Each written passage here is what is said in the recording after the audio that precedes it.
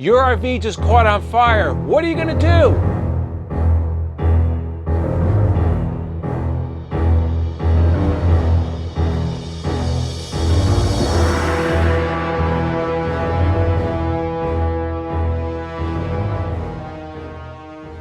Hey guys, it's Izzy from Endless RVing, the channel that brings you the best in RV DIYs, product reviews, RV tours, and so much more. In today's video, we're going to be asking the question, what are you going to do if you get caught in RV fire?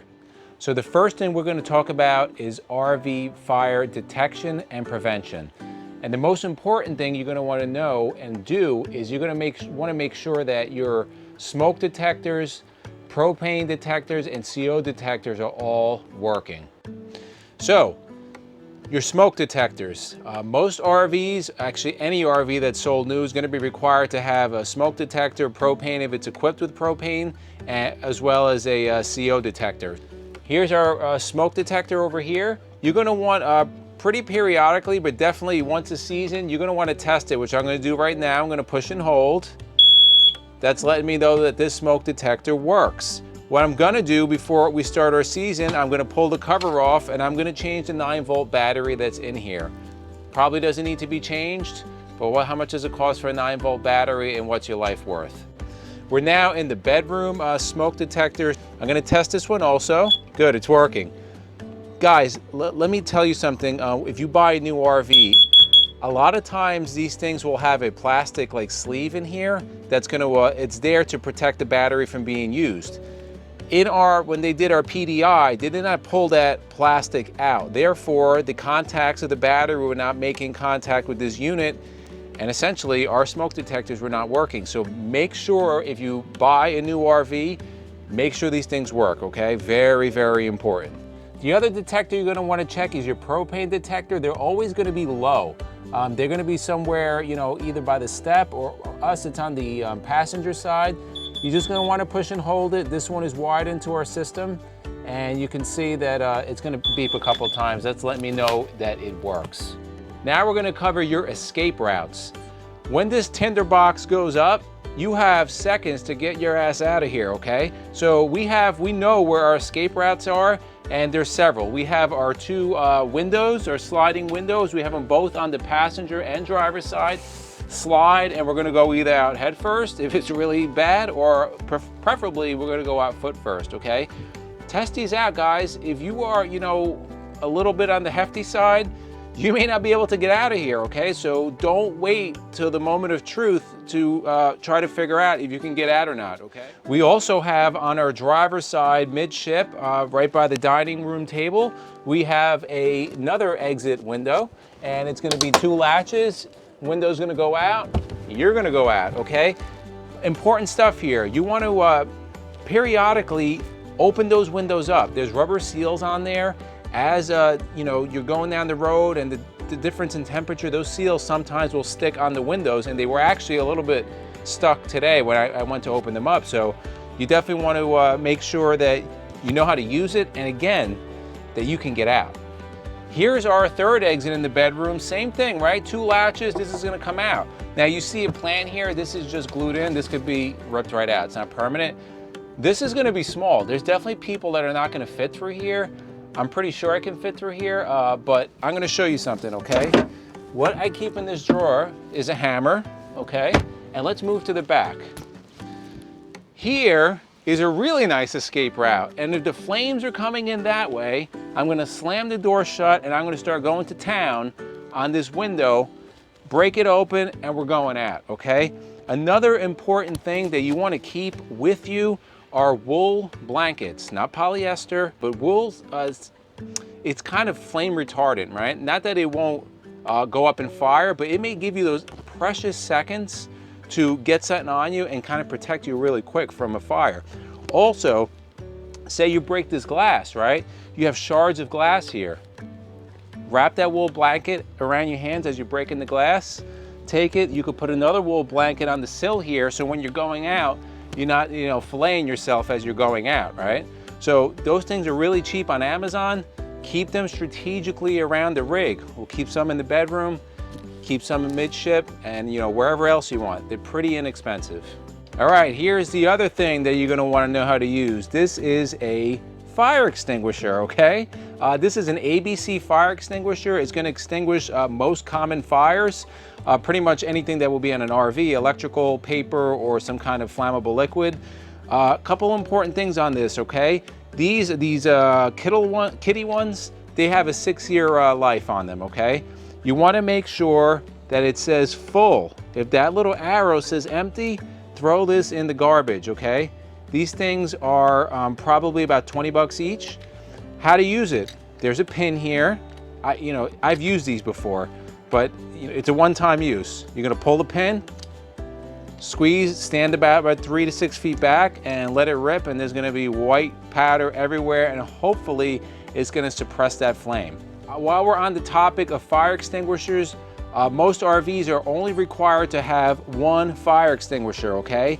And that's what ours came with. Thankfully, our fire extinguisher came with a somewhat decent sized one. It is an ABC fire extinguisher, but think about it, guys. I don't know of any firefighter that gets into a fire and wishes they had less water, right? So why limit yourself to one fire extinguisher that may have a 5-second burst? What about if that flame doesn't go out? What about if you have multiple people and they need that fire extinguisher just to get out, to put a flame down, enough time for them to get out, okay? This is something what you're gonna wanna think about. We now have 5 fire extinguishers on our rig, and I'm gonna show you exactly where we keep them and why. Okay, so where are our fire extinguishers located? We have the first one. It's gonna be to my right side as I walk in the entrance door, okay? It's there. That was what came from the factory. So let's continue back. Now, we are gonna be midship. We are keeping extinguisher number 2. It's gonna be right underneath the cabinet. If there's some kind of flame, a fire that broke out here in the propane, from here, bang, to, oh crap, let me run across, flip, get that, and come back, that might be 10 seconds. Plus, I now have another 5 to 10 second burst in addition to that one, right? So now I have maybe 15 to 20 seconds. That's number 2. Extinguisher number 3 is gonna be right to the right side toward the passenger side of the toilet in the bathroom, okay? Again, these are all the same fire extinguishers, ABC, same size. Now this just gave us another 5 to 10 seconds, or say I'm in here and a fire breaks out and MJ's screaming, at least I can come out of here and maybe get my way to the bedroom, slam the door close, and get my ass out of here. Okay, so that's the 3rd one. Our 4th extinguisher is gonna be in the bedroom, guys. It's gonna be right above my side. It's gonna be in the cabinet. Same size extinguisher. If there's something that goes down, I can, again, slam the door shut, and if the flames are starting to come in, it's gonna give us those vital seconds while somebody's banging down that flame, somebody else is breaking the window or getting out of the window. So we have another one in the bedroom. The 5th fire extinguisher we have, I have it right in the front, first cargo by my inverters, okay? The reason why I keep it here is simply because this is the campsite, right? So if something breaks out, like a campfire gets out of control, I'm right here. This is usually open, and I can get in there and extinguish that flame. Or if something breaks out outside or with the vehicle, whatever, we have another one that's right here accessible. Again, you don't have to have 5. You could have one in every bay if you want. The more the merrier. It's really up to you how much you want to carry on board. Okay, so you have all the equipment. What's really important is that you have a plan, especially if you have a family, right? Everybody's got to be on board.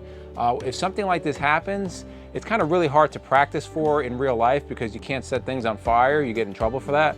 But you want to run it through your mind, like, okay, if something breaks out, a fire breaks out, who's going to do what? Or if one person goes down, like, how are you going to make up for that person, right? Get them to safety.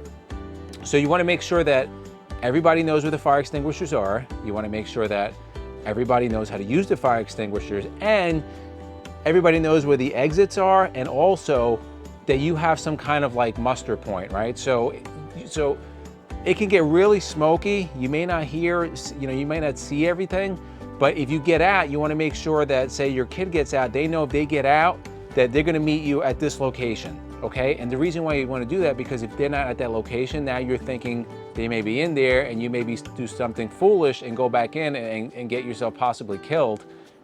And maybe your kid wasn't in there, or maybe your loved one wasn't in there. So go over these plans together as a family. So if tragedy, something does happen, at least you have a better chance of coming out of that uninjured. Guys, so that's the really inexpensive stuff that you can do to prepare yourself in the event of an RV fire. Some of the things we're thinking about, they are a little more expensive, but we are seriously thinking about doing this is simply because we have the dogs, right? And the dogs, when we are not on board, we have zero control of what goes on if this thing goes up in flames, right? So there's two things that we are taking a hard look at getting. One is the gas stop, which is relatively inexpensive. If nobody knows what gas stop is, if you have a propane system, essentially is a valve, an automatic shut-off valve, that if it detects some kind of leak in the propane system, it will shut the propane system off and no longer allow the propane to flow through the rest of the unit, okay? That's about $70 on Amazon, and we'll put a link below.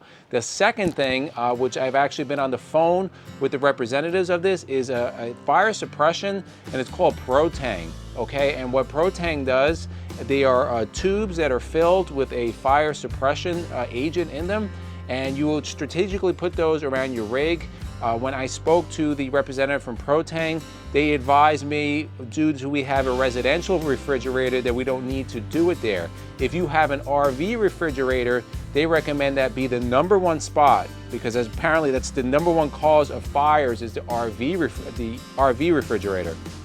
Our recommendation from Protang was engine bay, battery bay, where our inverters are located, where our power distribution box is, as well as where our fuse box and breaker box is, okay? So 5 different locations.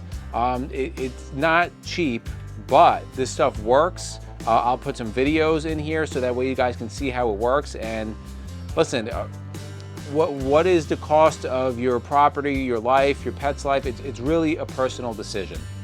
So we hope you liked the video. If you found the information useful, please subscribe below.